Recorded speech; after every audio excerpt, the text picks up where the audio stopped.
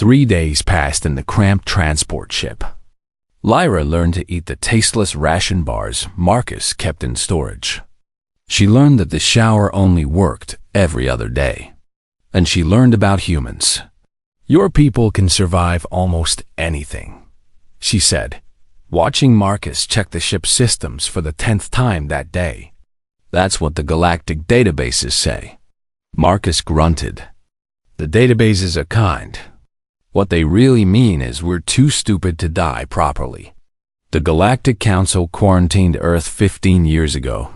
Yes, they called it a diplomatic incident, but no one will say what really happened." Marcus turned to face her. "The Vokresh Empire enslaved one of our colonies. They thought we were primitive, easy to control." He smiled that humorless smile again. "They found out different. What did humans do? We ended them. The entire Vokresh Empire. 70 billion people across 30 worlds. It took us 8 months." Marcus's voice was flat, emotionless. "The galaxy decided we were too dangerous to let out. So they locked us on Earth and told us to stay there. But you're here. Some of us couldn't stay locked up. Some of us were already out here when the quarantine began. And some of us..." He trailed off. "Some of us did things that meant we couldn't go home anyway." Before Lyra could ask more, alarms screamed through the ship. Marcus swore and jumped to the controls. On the scanner, 3 ships appeared behind them, closing fast. "Bounty hunters," Marcus said. "Your cousin really wants you dead." "My cousin?" Lyra felt ice in her stomach. "The transmission I intercepted yesterday. The contract came from inside your own family. They're offering 50 million credits for your head." More ships appeared. 6 now. 10. 12. The scanner showed them spreading out, trying to surround the transport. "Can we outrun them?" Lyra asked. "No." Marcus's hands moved across the controls. "Hold on. This is going to hurt." The ship suddenly turned straight down, diving toward a massive red nebula. The G-forces slammed Lyra into her seat. She couldn't breathe. Her vision darkened at the edges. The pressure built until she thought her bones would crack. Then everything went black.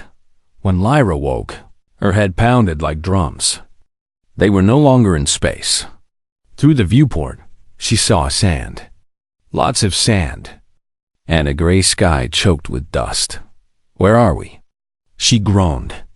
"Mining colony on a planet called Dust. Creative name." Marcus was bandaging his arm, which had a deep cut along the forearm. "We crashed about an hour ago." "You've been out." "The bounty hunters landed nearby. I count 12 ships.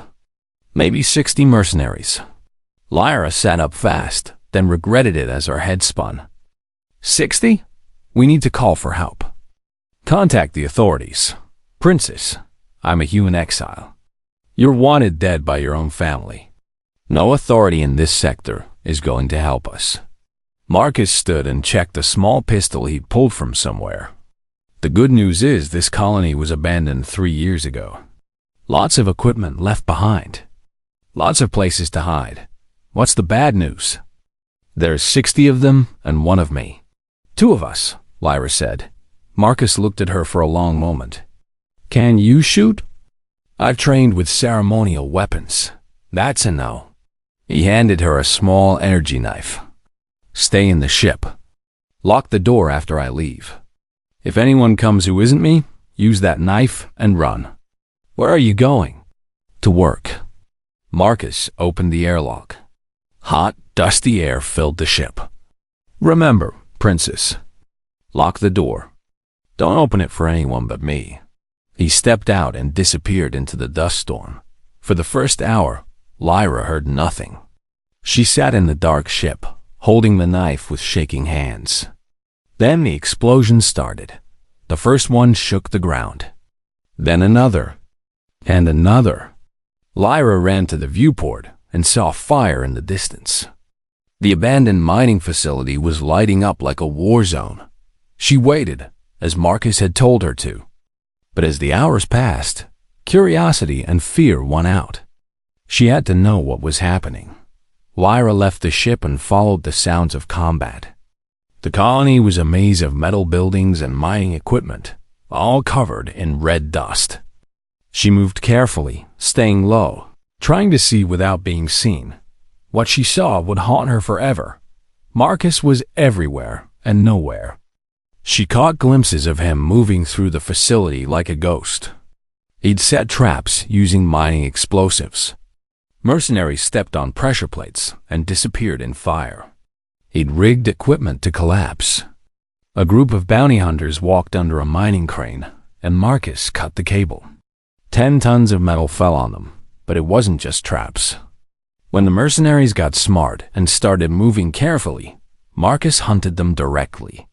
Lyra watched him stalk a group of 4 through a processing plant. He came from above, dropping from pipes and catwalks. He used their own weapons against them, taking a rifle from one dead merc and using it to kill 3 others before discarding it. The mercenaries had advanced armor, energy shields, genetic enhancements that made them faster and stronger than normal beings. None of it mattered. Marcus never stopped. He didn't rest, didn't slow down.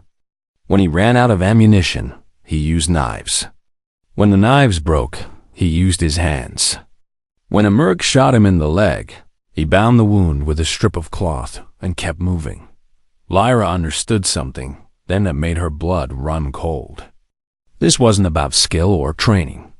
This was about what humans were at their core. Marcus had told her they were persistence hunters. She hadn't understood what that meant until now. On Earth, humans had no natural armor. No claws, no venom, no speed, but they had endurance. They could chase prey for days until it collapsed from exhaustion. They could keep fighting when any other species would have given up or died. Marcus wasn't trying to defeat 60 mercenaries in a fair fight. He was wearing them down, making them afraid, forcing them to burn through their energy and supplies while he stayed steady and relentless. The battle lasted 14 hours. Lyra watched as much as she could, before exhaustion forced her back to the ship. When she woke the next morning, silence had fallen over the colony. She found Marcus sitting against a wall near the landing area. His clothes were soaked with blood, his own and others. His hands shook. Deep cuts covered his arms and face, but his eyes were still alert. 47, he said quietly. Killed or disabled 47. The other 13 ran, got smart, and left. He tried to stand and collapsed. Need to rest. Just for a minute. Lyra caught him as he fell. Marcus was heavier than he looked, all muscle and bone. She dragged him back to the ship, pulled him inside, and locked the door. As she cleaned his wounds with the ship's medical kit, she noticed something sticking out of his pocket. A piece of paper, old and worn from being folded and unfolded many times. She pulled it out carefully. It was a military discharge document. Official seal of the Human Defense Force at the top. Marcus's name and identification number. Service record, 8 years. Special operations. Phantom Division. Status. Dishonorably discharged. Reason. Redacted. But someone had written on the document in pen. Small letters in the margin. War crimes. The Kresh campaign. Don't come back. Lyra looked at the human sleeping on her ship's floor. He just fought 60 mercenaries for 14 hours without stopping. He'd done it to protect her, the alien princess he barely knew, and somewhere on a planet called Earth, his own people had branded him a criminal and exiled him forever. She carefully folded the paper and put it back in his pocket. Then she sat next to Marcus and kept watch while he slept, the energy knife ready in her hand. If anyone came for them now, they'd have to go through her first. It was the least she could do. 3 weeks after Iron Moon, Empress Lyricith sat on the throne of the Thousand Suns. Empire, and felt more alone than when she'd been running for her life. The palace was beautiful. 10,000 rooms spread across 3 square kilometers of polished marble and crystal. Gardens that had taken centuries to grow. Art from worlds that no longer existed. Everything an empress could want except the one thing she actually needed. Marcus was in the medical wing. He'd survived the siege, barely. The doctor said he would recover, but it would take time. His body had been pushed beyond what even a human should endure. Broken bones. Internal bleeding. Wounds that should have killed him 3 times over. Lyra visited him every day. She'd sit by his bed and tell him about the Empire. About the laws she was changing. About how she'd arrested the 5 noble houses that had supported her uncle. About how she was ending the cruelest practices her family had allowed. Marcus mostly slept. Sometimes he'd wake up screaming from nightmares about wars that happened before Lyra was born. She'd hold his hand until the shaking stopped. On the 22nd day, Marcus finally woke up truly alert. The first thing he asked was, "Did you do it? And the quarantine?" "I drafted the decree," Lyra said. "But the Galactic Council is fighting me on every detail. They're afraid. They still remember what humans did to the Vakresh. They should be afraid." Marcus tried to sit up and winced. "Humans are dangerous. So is fire. But we still use it to keep warm." Lyra helped him adjust his pillows. "I'm not giving up. Humanity deserves to come home." Before Marcus could respond, alarms rang through the palace. Lyra's guards burst in, weapons ready. "Empress, we have a situation. Intruders in the palace." "How many?" Lyra demanded. 12.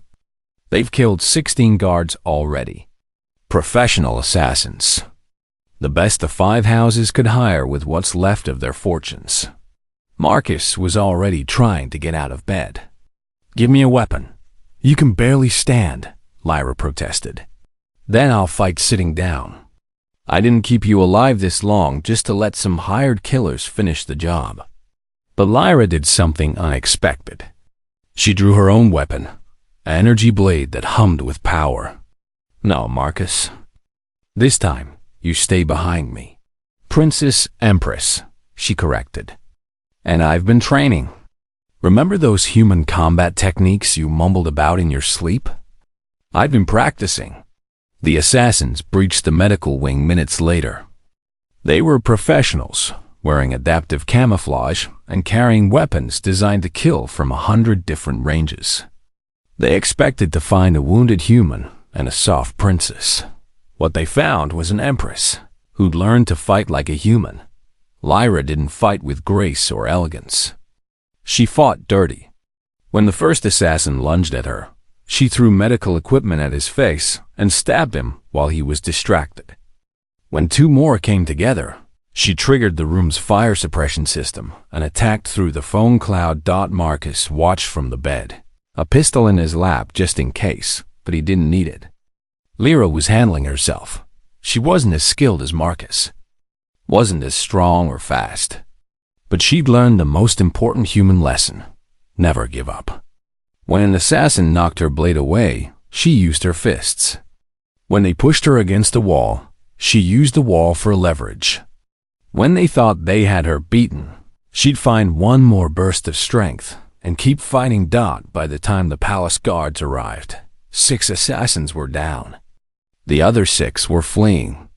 Lyra stood in the center of the medical wing, breathing hard, covered in blood and sweat, looking every inch the warrior empress she'd become.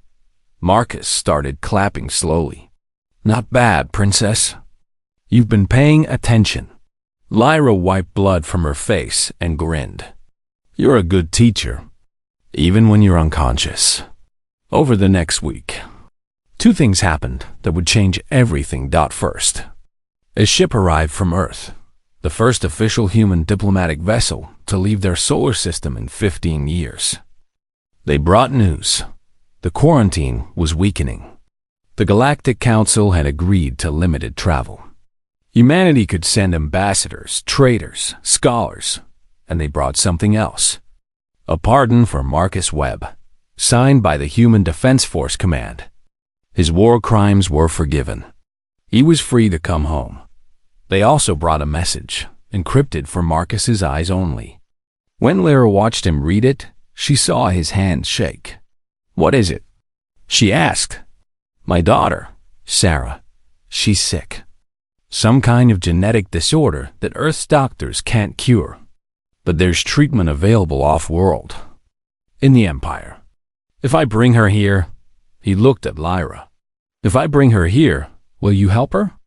"Of course," Lyra said without hesitation. "Bring her. I'll have the best doctors in the Empire ready." Second, the remnants of the 5 noble houses made their final move. They couldn't buy enough assassins. Couldn't match the Empress in combat. So they did what desperate nobles always do. They gathered what forces they had left and marched on the palace. 10,000 soldiers. Not an army, but enough to cause serious damage. Enough to maybe kill an empress if they got lucky. Lyra stood on the palace balcony and watched them come. Marcus stood beside her, still wearing bandages but refusing to stay in bed any longer.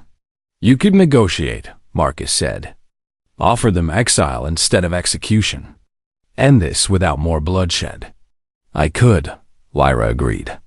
"But they killed my family. Tried to kill me 5 times. Sent 12 assassins after me last week. How many chances should I give them?" "As many as it takes to be better than they are." Lyra looked at him. "Is that what you think? That mercy is strength?" "No, mercy is just mercy. But you're trying to build something better than what came before. You can't do that by killing everyone who opposes you. Trust me, I've tried. It doesn't work." Lyra was quiet for a long moment. Then she called her generals. "Prepare defensive positions, but do not fire unless fired upon. I'm going to talk to them." "Empress, that's suicide," one general protested. "Then I'll have a human bodyguard." "That should even the odds." Lyra walked out to meet the army with Marcus at her side. 10,000 soldiers watched as an empress and a human crossed the palace grounds alone. The noble lords stood at the head of their forces, bitter old men who'd lost everything. They raised their weapons. "I could destroy you," Lyra said simply. "My forces outnumber yours 5 to 1. But I'm offering you a choice. Surrender now. Accept exile. Or die here today." "We will not bow to a child," one lord spat. "Then bow to her bodyguard," Marcus said quietly, stepping forward. The lords looked at him. The soldiers looked at him. And slowly, recognition spread through the crowd. Humans on Earth were quarantined, but stories traveled. Stories of Iron Moon. Stories of a single human who'd fought through an army. One by one, the soldiers lowered their weapons. Then they knelt. The noble lords stood alone, their army gone. They had no choice but to surrender. That night, as Lyra watched the defeated lords being escorted to ships that would take them far away, Marcus found her on the balcony again. "You leave tomorrow," she said. It wasn't a question. "Sarah needs me. And Marcus looked at the stars. "I need to go home. See if I still fit there after 15 years. You're always welcome here. You and your daughter both. The Empire owes you everything. The Empire owes me nothing. I did it for you." The annoying princess who asked if I could protect her. Marcus smiled. "Turned out you could protect yourself just fine. You taught me how." "No, I taught you technique. You had the strength all along. You just needed a reason to use it." He handed her a small data pad. "I wrote down everything I know about human combat doctrine, training methods, philosophy, how we think, how we fight. Use it to train a new Imperial Guard, one that can protect you even when I'm not here." Lyra took the pad. "And if I need you again?" If something happens that I can't handle alone? Marcus pulled out a communicator, twin to the one he'd given her before. Then you call, and I'll come running. Doesn't matter where I am. Doesn't matter what I'm doing. You call, I come. That's the promise.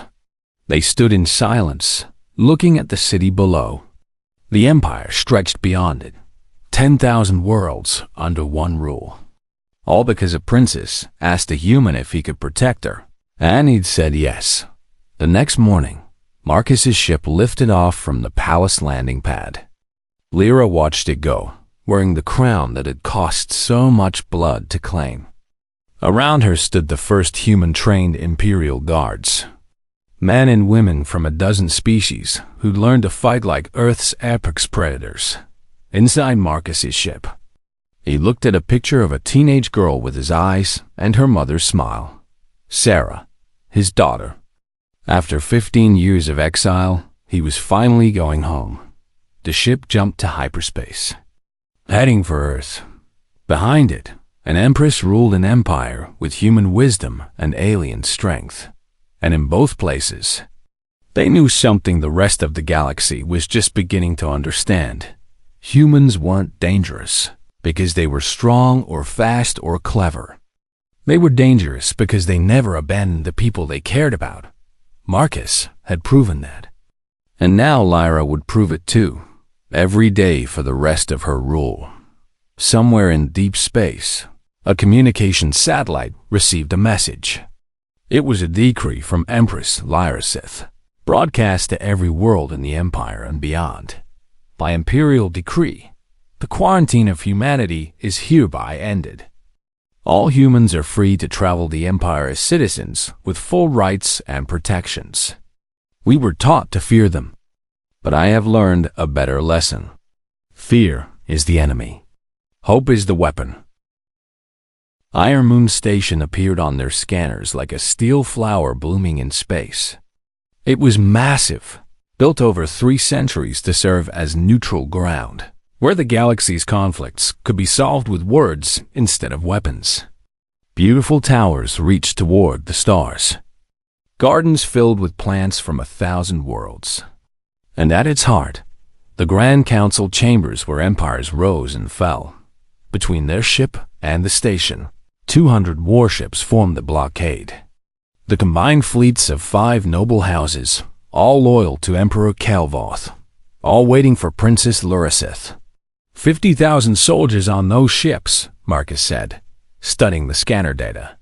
Another 30,000 on the station itself. They've locked down every docking bay, every entrance, every corridor between here and the council chambers. Can we get through? Lyra asked, though she already knew the answer. In this ship? No. They'd blow us apart before we got within weapons range. Lyra's hands curled into fists. They'd come so far, survived so much, and now they were stuck 300 kilometers from the throne that should be hers.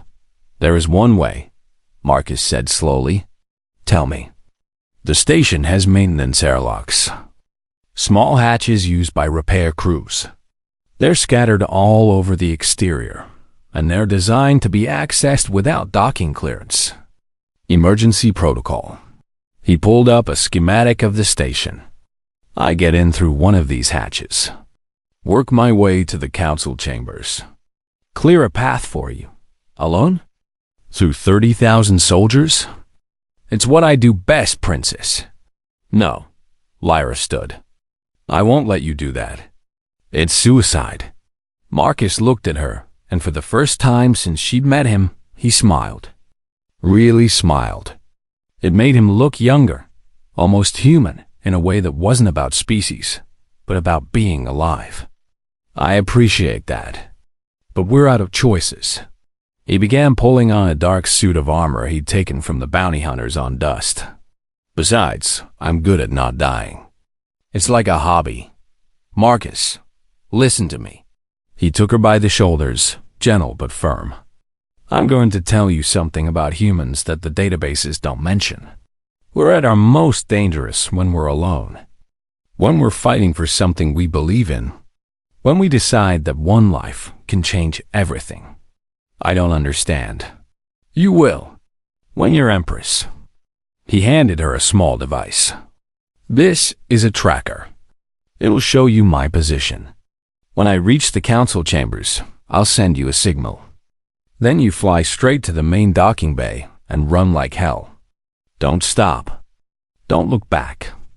Just get to that throne room, and if you don't make it, then you find another way. Or you die trying. Either way, you don't let them win. Marcus moved to the airlock. I'll see you on the other side, Princess. Marcus, wait. Lyra grabbed his arm. Why are you doing this? Really? It's not just about the money. It's not about ending the quarantine. So why? He was quiet for a moment. Then he said, because 15 years ago, I failed to protect people who trusted me. Because I became a monster and couldn't find my way back. And because when you asked if I could protect you, you looked at me like I was still human. Like I was still worth something. He pulled free gently. That's worth dying for. Before Lyra could respond, Marcus opened the airlock and jumped into space. She watched on the scanners as his suit's thrusters fired, carrying him toward I Moon. The warships didn't even notice. One human, too small to register as a threat. Then he reached the station's surface and disappeared inside. Lyra activated the tracker Marcus had given her. A blue dot appeared on her screen, showing his position inside the station. It began to move. For 30 minutes, the dot moved steadily through maintenance corridors. Then it stopped in what looked like a power junction. Lights began going out across the station, section by section. Marcus had triggered a blackout. Lyra switched to the public station broadcasts, watching in real time as chaos erupted. The soldiers on Iron Moon were used to peace. They were guards, not warriors. They'd been told they were there to watch for Princess Lyra's ship, to stop her from docking. No one had told them what to do when the lights went out and death came walking through the darkness. Security, cameras caught glimpses. A shape moving in the shadows. Soldiers falling silently. A human ghost that appeared and vanished like smoke. But this wasn't like the fight on Dust. Marcus wasn't trying to kill everyone. He was creating a path, removing obstacles, making it possible for Lyra to reach the council chambers alive. The station's security forces began to adapt. They sent soldiers in heavy armor, with thermal scanners and motion detectors. Marcus adapted too. He used the station against them, venting atmosphere in corridors to freeze sensors. He triggered fire suppression systems that filled rooms with foam, blinding their equipment. He moved through the ventilation system, the walls, anywhere that wasn't where they expected. 3 hours into the siege, Lyra watched as security footage showed Marcus surrounded by 20 soldiers in a cargo bay. They had him trapped, weapons ready. Then Marcus opened the bay doors. Everything not bolted down got sucked into space, including 10 of the soldiers. Marcus had tied himself to a support beam with cable. When the doors closed, he was still there. The soldiers weren't. It was brutal, efficient, terrifying, and it was the only way one human could fight an army. Lyra found herself talking to the tracker, as if Marcus could hear her. You're insane. You know that? Completely insane. And if you die, I'm going to kill you. 4 hours in, the blue dot on her tracker moved through what looked like the noble quarter, the private residences of the 5 houses supporting her uncle. Marcus was leaving a trail of chaos. Not killing everyone, but definitely making sure no one forgot he'd been there. 5 hours. The dot reached the Grand Promenade, the massive central corridor that led to the council chambers. This would be the hardest part. No darkness here. The emergency lights had come on, and according to station security broadcasts, they pulled every soldier back to defend the council chambers themselves. 800 soldiers. elite guards from the 5 houses, powered armor, energy shields, positioned in defensive formations that had held against armies. And Marcus walked right at them.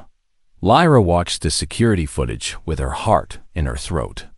She could see him now, limping slightly, his armor damaged, blood on his face. He looked tired. Human, mortal.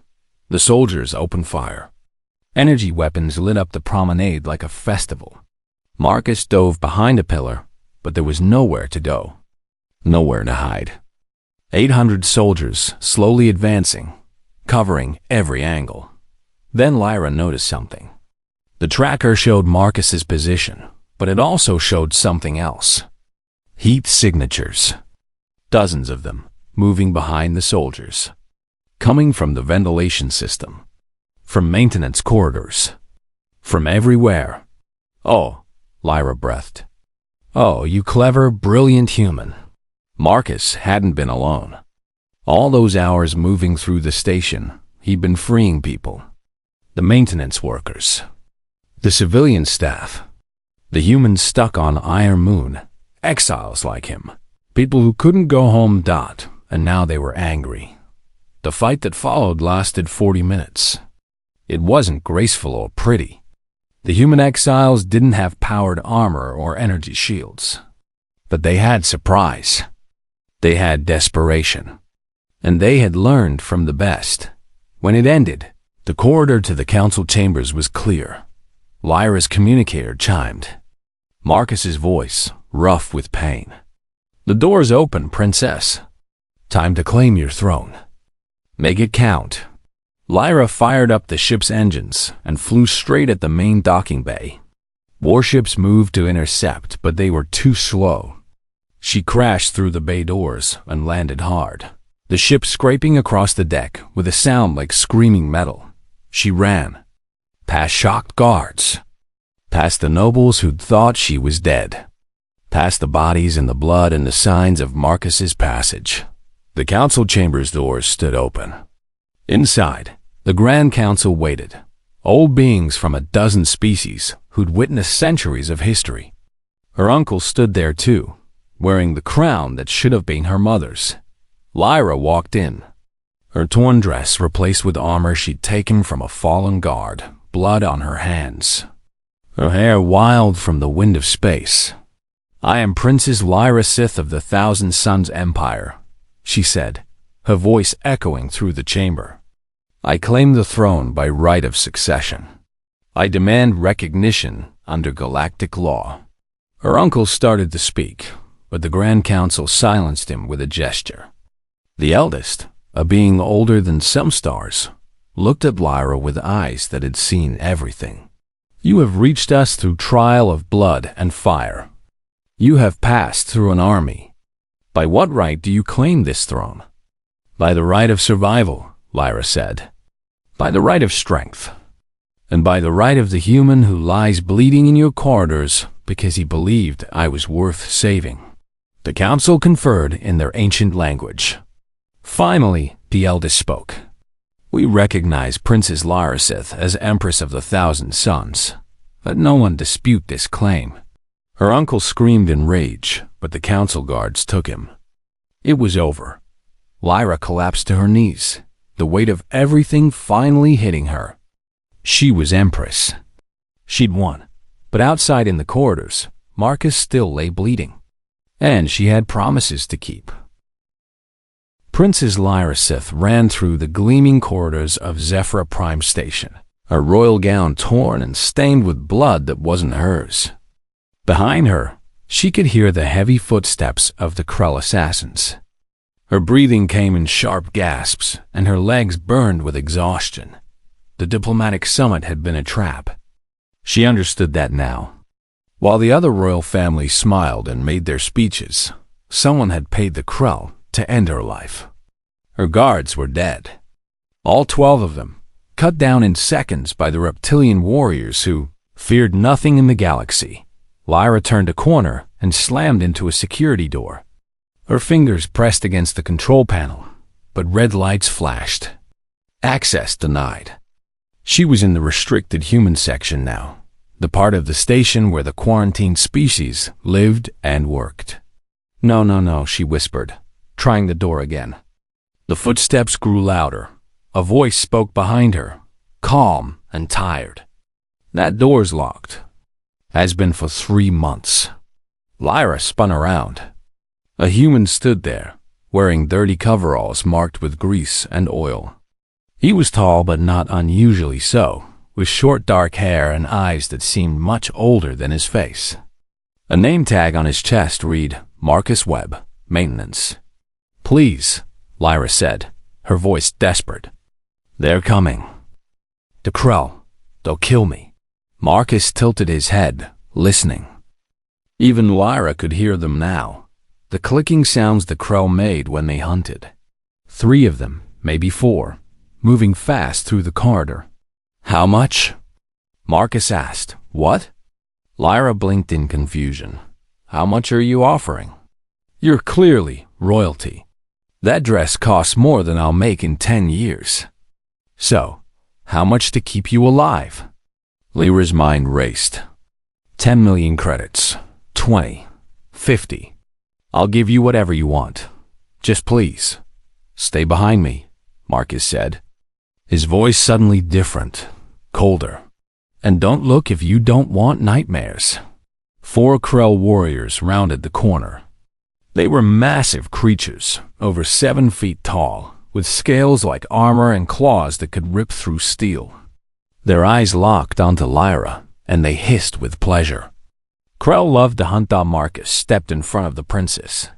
He held nothing but a metal pipe he'd pulled from a wall panel.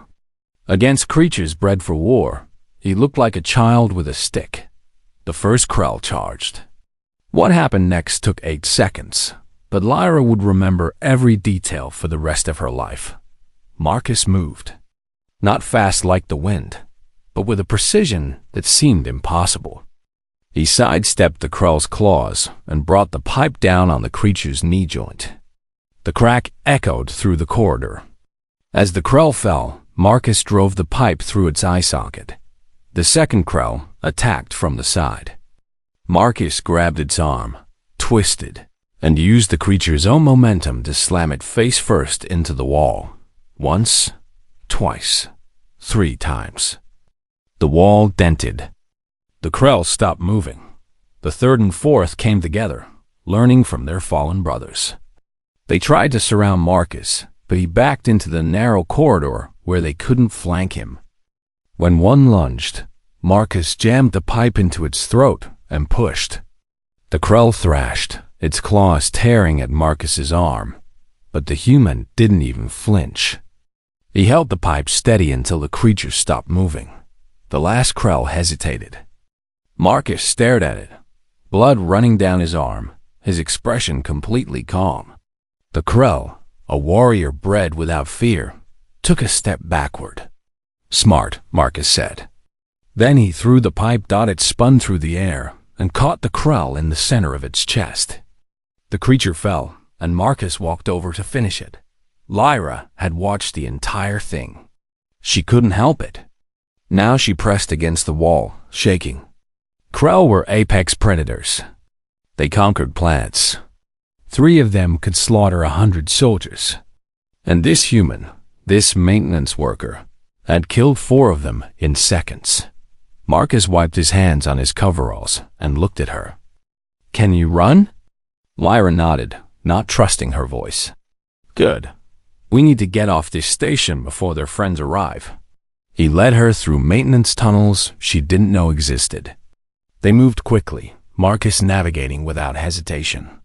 Within minutes, they reached a small docking bay. A transport ship sat there, old and battered but functional. Is this yours? Lyra asked as they climbed aboard. It is now, Marcus said, his fingers flying over the control panel. Alarms started blaring, but the ship's engines roared to life. They blasted out of the docking bay just as station security arrived. Marcus flew the ship like he'd been doing it his whole life, weaving through traffic and debris until they entered open space. Lyra sat in the co-pilot's seat, her heart still racing. She watched Marcus work the controls, Noticed the scars on his hands, the way he moved with absolute confidence. "What kind of maintenance worker are you?" she finally asked. Marcus didn't look at her.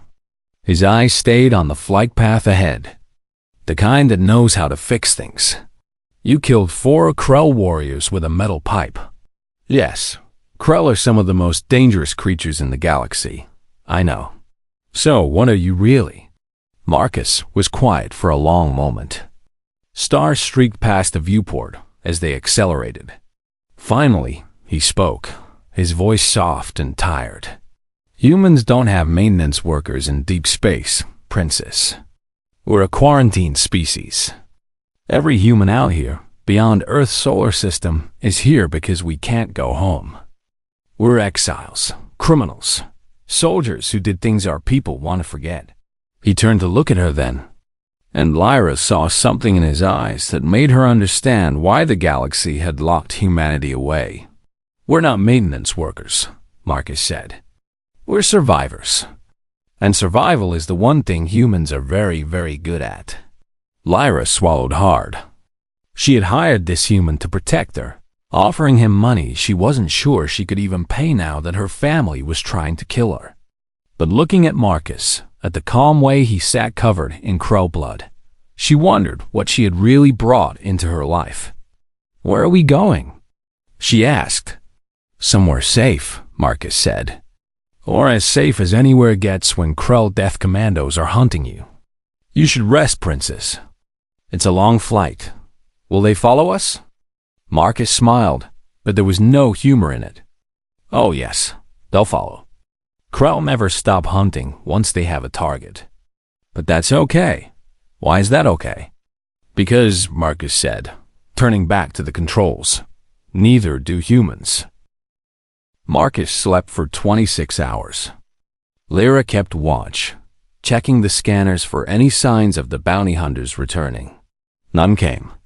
She spent the time thinking about the discharge papers in Marcus's pocket, about what war crimes meant, about how a human could be both her protector and something the galaxy feared. When Marcus finally woke, he moved slowly, his body stiff with pain. The medical gel Lyra had applied had healed the worst of his wounds, but bruises covered his skin in purple and yellow patterns. "You saw the papers," he said. It wasn't a question. Lyra sat across from him, the ship's small cabin feeling even smaller now. "Yes, and you want to know what I did?" "I want to know who you are," Lyra said quietly. "The real story. Not the databases. Not the rumors. I want to hear it from you." Marcus was quiet for a long time. Then he stood, moving to the viewport where the dusty red landscape stretched endlessly. When he spoke, his voice was distant, like he was reading from an old book about someone else's life. 15 years ago, humanity made first contact. We were so excited. Finally, we weren't alone in the universe. The Vakresh Empire was the first species we met. They seemed friendly at first, offered us trade, technology, a place in the galactic community. He touched the viewport glass, his fingers leaving prints in the dust.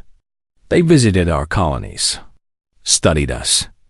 Then one day, they attacked. Took an entire colony of 30,000 humans. Put us in camps. Made us work their mines and factories.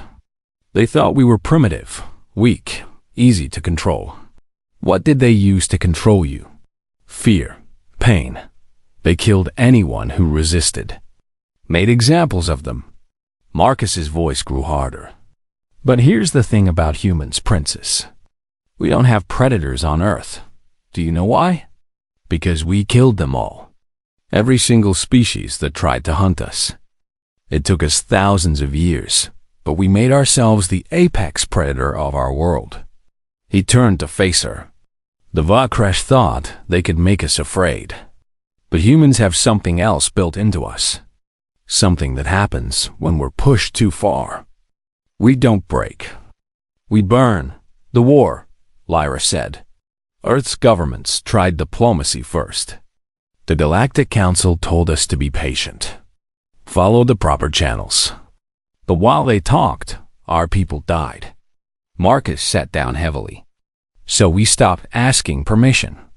We built ships in secret, trained soldiers, and we went to get our people back. The Phantom Division? Yes, we were the ones who went in first. The ones who did things the politicians could deny later. He laughed bitterly. We freed the colonies, killed every Vakresh who stood in our way. Then we kept going. The Vakresh Empire had 30 worlds, billions of people. They'd enslaved humans. We decided they couldn't be allowed to do that ever again. So we removed them.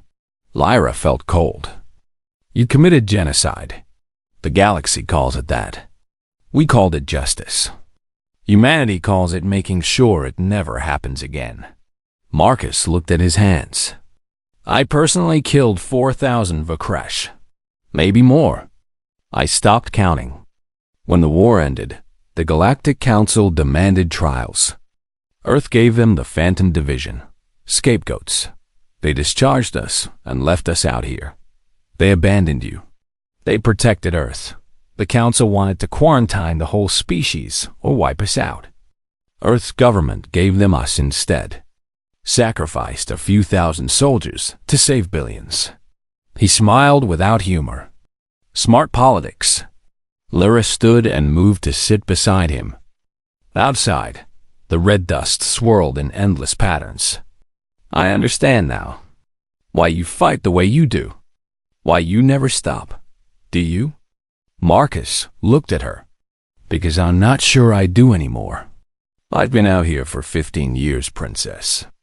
Taking jobs. Staying alive. Protecting people who need it. Trying to be something other than a weapon.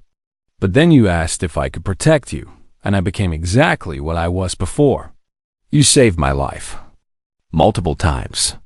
By killing. By being a monster. No, Lyra said firmly. A monster kills for pleasure. For power. You kill to protect. There's a difference. Before Marcus could respond, the ship's communication system chirped. A message incoming. Marcus checked it, his expression darkening with each second. What is it? Lyra asked. He turned the screen toward her. The message was from an anonymous source, but the seal at the bottom was real. The royal seal of the Thousand Suns Empire. Lyra's family seal. The message was short. Princess Lyrasith is believed dead. Investigation into the assassination has concluded. All primary heirs to the throne have been eliminated. The succession is complete. Long live Emperor Calvoth. Calvoth, Lyra whispered. My uncle. He killed them. My mother. My father. My 3 brothers. All of them. There's more, Marcus said, scrolling down. The message is tagged to every bounty hunter network in this sector. They're still hunting you. The price is now 100 million credits. Lyra felt numb. Her entire family gone. She was alone except for a human exile who'd seen too much death. What do I do? Marcus stood and began checking the ship's systems. You have a choice. We can run. I'll take you somewhere remote. Change your name. You can live quietly and hope they never find you. What's the other choice? We go to Iron Moon Station. It's neutral territory. If you can reach the Grand Council chambers there and present yourself as heir, they have to recognize you under galactic law. You become Empress. Your uncle loses everything. Iron Moon is 3 days from here. He'll know I'm coming. He'll have every soldier in the Empire waiting. Yes, Marcus agreed. It would be suicide. Probably. Lyra looked at the message again. Her mother's face flashed in her mind. Her father's laugh. Her youngest brother, who just turned 16 and loved ancient Earth music. All dead because of her uncle's ambition. Take me to Iron Moon, she said. Marcus nodded slowly. You understand what you're asking. Your uncle will have hundreds of ships. thousands of soldiers. I can't fight an entire empire, princess. I'm not asking you to fight an empire. I'm asking you to help me get to a throne room. Whatever happens after, she met his eyes. I'll die trying to take my empire back, or I'll die hiding. Those are my choices. At least if I go to Iron Moon, I die doing something meaningful. You won't die, Marcus said quietly. You can't promise that. No, but I can promise I'll get you to that throne room. Or die trying. He held out his hand. Deal? Lyra took his hand. His grip was firm, calloused from years of fighting. Deal. As Marcus set course for Iron Moon, Lyra sat in the co-pilot seat and watched the stars. She thought about her family, about Marcus and his lost home, about how strange it was that the person she trusted most in the universe was from a species the galaxy considered dangerous. Marcus, she said after a while, yes? When this is over, if I survive, I'm going to end the quarantine. Humanity deserves to come home. Marcus didn't answer for a long time. When he did, his voice was thick with an emotion she couldn't name. That's a nice thought, princess. But some things can't be fixed. Maybe, Lyra said. But I'd like to try. The ship jumped to hyperspace, carrying them toward Iron Moon, toward an army, toward a throne that was rightfully hers. Lyra didn't know if they'd make it. She didn't know if her plan was brave or stupid, but she knew one thing for certain. She wasn't alone. And sometimes that was enough.